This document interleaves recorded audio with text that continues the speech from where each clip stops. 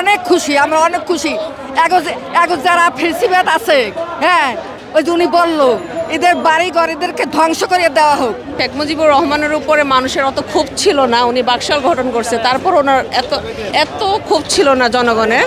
হাসিনা যেই ঘটনা ঘটাইছে গত 16 বছর 17 বছর, এই ক্ষোভটার বহিঃপ্রকাশ। এটা 16 বছরের অত্যাচারের বহিঃপ্রকাশ। মেয়ের কর্মকাণ্ডের ফল ভোগ করলো শেখ হাসিনার ফুল পরিবার আর এই বাড়িটা। এটা মানে আমি সম্পূর্ণ শেখ হাসিনার দোষ দিব। শেখ হাসিনার জন্যই আজকে তার এই বাড়িটা ধ্বংস হয়েছে, অন্য কোনো রিজন নাই। এটা একটা তীর্থস্থান ছিল আওয়ামী লীগের জন্য। সকল ধরনের আয়োজন থেকে শুরু করে সব কিছুর সূচনা এখানেই হইতো।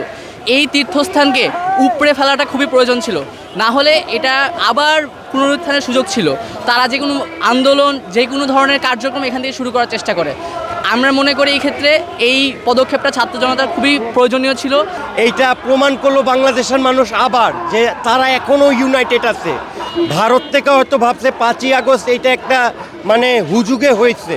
নো, এইটা সৃষ্টিকর্তা আল্লাহ শেখ হাসিনার পতন করাইছে এবং আল্লাহ চাচ্ছিল যাতে এইখান থেকে ফ্যাসিসের যে এইখান থেকে গেলেও যে মনে থাকে যেখানে শেখ হাসিনা এবং বঙ্গবন্ধুর বাড়ি আছে, এই বাড়িটা যাতে পুরোপুরি শেষ হয়ে যায়। এই জন্যেই শেখ হাসিনা বক্তব্য দিল এবং বাংলাদেশের মানুষ ইউনাইটেড হয়ে এই বাড়িটা ভেঙে ফেললো। ভাই, আমরা দীর্ঘ 17 বছর ভোটাধিকারের জন্য আমরা লড়াই করেছি, কিন্তু এই ফ্যাসিস্ট শেখ হাসিনার কারণে আমরা ভোট থেকে বঞ্চিত হয়েছি।